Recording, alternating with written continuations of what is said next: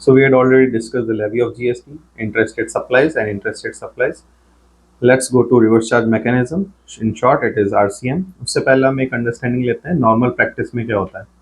Supplier of goods goods और services जो है वो रिसिपिएंट को देता है, रिसिपिएंट उससे प्राइस और जीएसटी का पैसा देता है, सप्लायर जीएसटी का पैसा वापस गवर्नमेंट को दे देता है। ठीक है, लेकिन रिवर्स चार्ज में क्या होता है, रिसिपिएंट गुड्स देता है, उस गुड्स का प्राइस कलेक्ट करता है और जीएसटी का जो पैसा है वो रिसिपिएंट को गवर्नमेंट को देना होता है।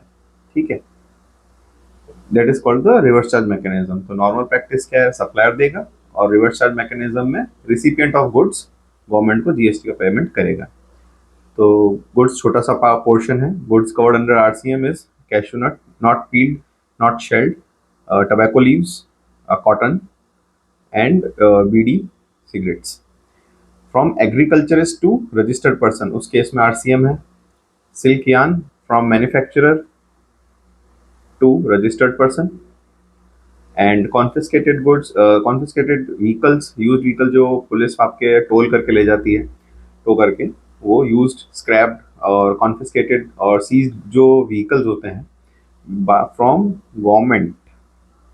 गवर्नमेंट का मतलब है central government, state government and union territories, to registered person.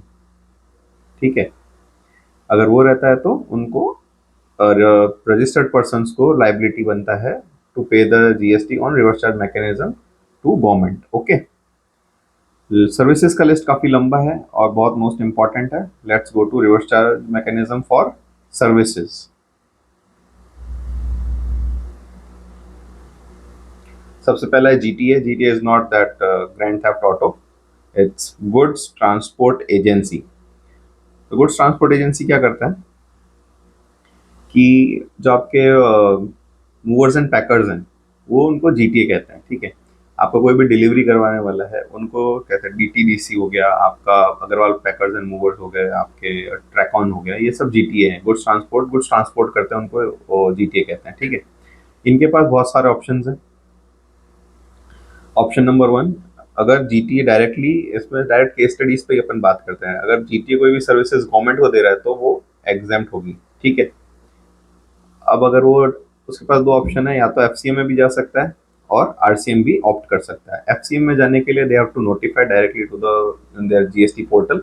GST portal कैसा दिखता है वो डिस्कशन हम एक नया चैप्टर है उसमें करेंगे। पोर्टल पे जाके उनको ऑप्ट आउट करना पड़ेगा फॉर फॉरवर्ड चार्ज मैकेनिज्म। वहाँ पे उनके पास दो ऑप्शंस रहते हैं, either 5% without GST ITC and with 12% with ITC. यहाँ पे इनको कोई भी एक्यूमुलेशन ऑफ आईटीसी नहीं मिलेगा, सारा का सारा जो भी सेल्स किया उस पर 5% टैक्स देके दे हैव टू लीव। इस केस में क्या होता है, they are eligible for ITC. यहाँ पे उनको आईटीसी मिल सकता है, जो भी उनके इनवर्ड सप्लाईज हैं उसका वो इनपुट टैक्स क्रेडिट यूटिलाइज करेंगे for the payment of their supply. Okay, और उस केस में 12% का टैक्स रेट लगता है। अब आता है, अगर उन्होंने आरसीएम अगर कुछ ऑप्ट आउट नहीं करा then it is a by default reverse charge mechanism. ये सिर्फ एक पहला पॉइंट है, पूरे सर्विस की लिस्ट में से टोटल 19 सर्विसेज हैं। ओके, अगर वो स्पेसिफाइड को देते हैं, जैसे फैक्ट्री है, सोसाइटी है, कोऑपरेटिव सोसाइटीज हैं, कोई भी रजिस्टर्ड पर्सन है, body corporate, companies, partnership, LLP या फिर कैजुअल रजिस्टर्ड पर्सन, उस केस में सिर्फ इन स्पेसिफाइड पर्सन के केस में ही आरसीएम लगता है। लेकिन अगर उन्होंने कुछ भी ऑप्ट नहीं कर रखा और अनरजिस्टर्ड है अदर देन अबव, तो वो एग्जाम्प्ट हो जाएगा। ठीक है, सेकेंड पॉइंट है advocates. Any services provided by an advocate in terms of consultancy of legal services, it will be covered under RCM. Third point है आर्बिट्रल ट्रिब्यूनल। आर्बिट्रल ट्रिब्यूनल सुलह करवाता है आउटसाइड द कोर्ट। ठीक है, उसकी कोई भी services to any business entities will be borne by RCM. तो जो भी बिजनेस एंटिटी इनकी सर्विसेज लेता है they have to pay GST on to the government. ठीक है, अब आता है स्पॉन्सरशिप। वीवो स्पॉन्सरशिप दे रहा है, बायजूस दे रहा है, कोका कोला दे रहा है, सहारा दे रहा है। ये सब क्या करते हैं कि इवेंट एजेंसीज इनको कांटेक्ट करती है कि ये इवेंट हो रहा है, would you like to give us the sponsorship. तो वो इन ब्रांड्स की रेस्पॉन्सिबिलिटी बनती है to pay the GST under RCM. Okay, लेकिन ये बॉडी कॉर्पोरेट और पार्टनरशिप फॉर्म्स होने चाहिए, इंडिविजुअल के केस में ये एप्लीकेबल नहीं होगा। फिफ्थ आता है services by central government, state government, union territory और legislative assemblies to business entities. अगर गवर्नमेंट किसी बिजनेस एंटिटी को कोई सर्विसेज प्रोवाइड करवा रही है तो उस केस में भी आरसीएम लगेगा। लेकिन यहाँ पे एक्सेप्शन है, जो कि एक्सेप्शन आगे अमेंडमेंट्स में चेंज हो जाता है। Renting of immovable property, post office, service in relation to aircraft and vessel. Government of India जो अपनी यूनियन टेरिटरी है उसमें पोर्ट्स की सर्विसेज भी देती है, और पोस्ट ऑफिस की सर्विसेज आप जानते ही हो, रेलवे की सर्विसेज हैं, वो सब इसमें कवर नहीं होता है। ठीक है। 5A में बोल दिया अमेंडमेंट में, कोई भी इमूवेबल प्रॉपर्टी या रेंटिंग की, वो भी टू एनी रजिस्टर्ड पर्सन। अगर अनरजिस्टर्ड है तो ऊपर आरसीएम पे करने की जरूरत नहीं है, लेकिन अगर टू एनी रजिस्टर्ड पर्सन है तो आरसीएम में लायबिलिटी रिसिपिएंट की आएगी। 5AA renting of residential dwellings. अभी क्या होता है कि लोग कॉमर्शियल बिल्डिंग्स की जगह पे residential work from home culture अपना रहे हैं। वर्क फ्रॉम होम में क्या होता है, वहीं पे उनको रेसिडेंशियल कॉम्प्लेक्स में ही उनको सर्विसेज प्रोवाइड करने लग जाता है। तो उस केस में भी अगर रेंटिंग ऑफ रेसिडेंशियल ड्वेलिंग्स हैं तो भी आपको आरसीएम में पे करना पड़ेगा। ठीक है। रेसिडेंशियल ड्वेलिंग्स का मीनिंग आ गया है, इट हैज वन और मोर room for sleeping, cooking, toilet facilities with a private entrance from outside the building and from a common hallway और अ स्टेयरवे इनसाइड द बिल्डिंग। तो इसमें सब आ गया, फ्लैट आ गया, घर आ गया, घर के ऊपर का कोई फ्लैट है वो भी आ गया। ठीक है। सो 6 पॉइंट है, any services by director of the company to the said company. किसी भी डायरेक्टर्स का जो बोर्ड मीटिंग होता है तो उनको सिटिंग फीस मिलती है। आपने कंपनीज लॉ में पढ़ा होगा सिटिंग फीस, वो उस पर भी उनको आरसीएम के लायबिलिटी अराइज होती है।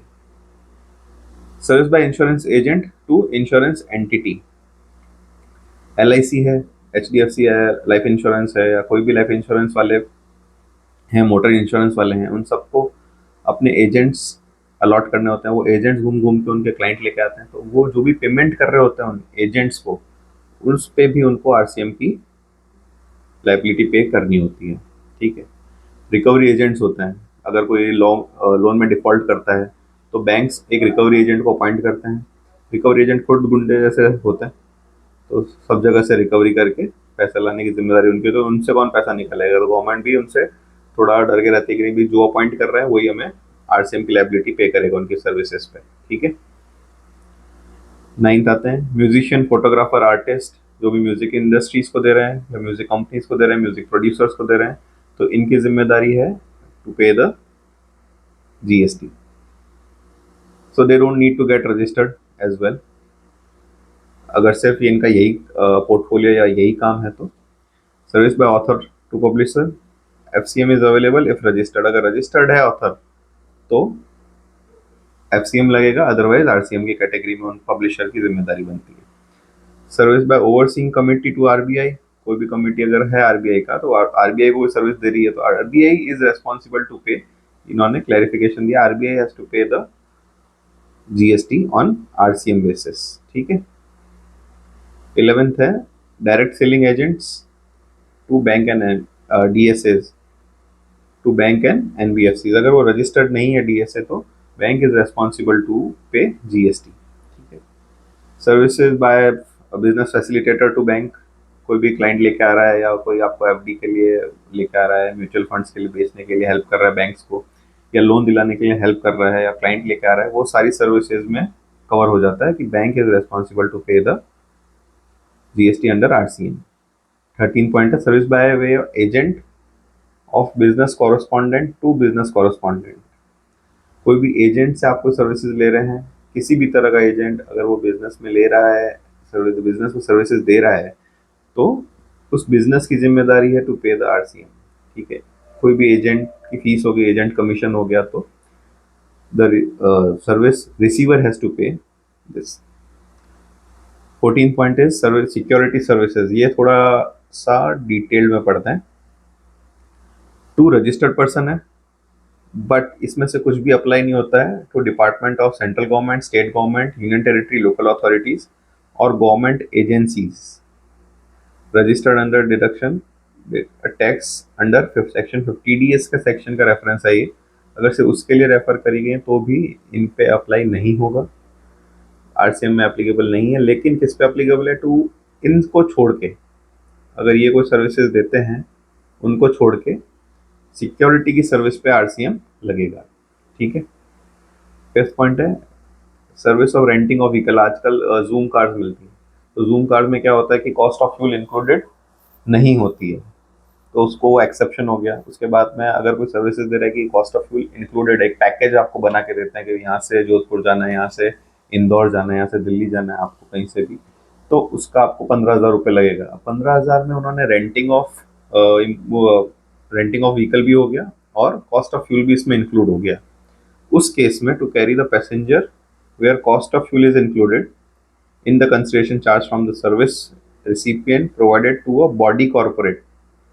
तो अगर बॉडी कॉर्पोरेट को दी जाती है तो आरसीएम एप्लीकेबल है, अदरवाइज अदरवाइज क्या करेगा? एफसीएम में जाएगा ये। ठीक है। Service of lending of securities under security lending scheme. Security lending क्या होता है? Loaning of shares, stock, commodity, derivative contracts और other securities to other investors. तो जो सर्विस है वो अपन ने ऊपर क्या पढ़ा था कि ये सब तो मनी में आ जाता है, इसको लैंड करने के लिए जो सर्विस होती है वो एप्लीकेबल है, इसको एक्सचेंज करने के लिए उस पर जीएसटी एप्लीकेबल नहीं है, लेकिन इसको अगर हम लैंड करते हैं और बोरो करते हैं उस केस में जीएसटी एप्लीकेबल है और आरसीएम कैटेगरी में फॉलो होता है।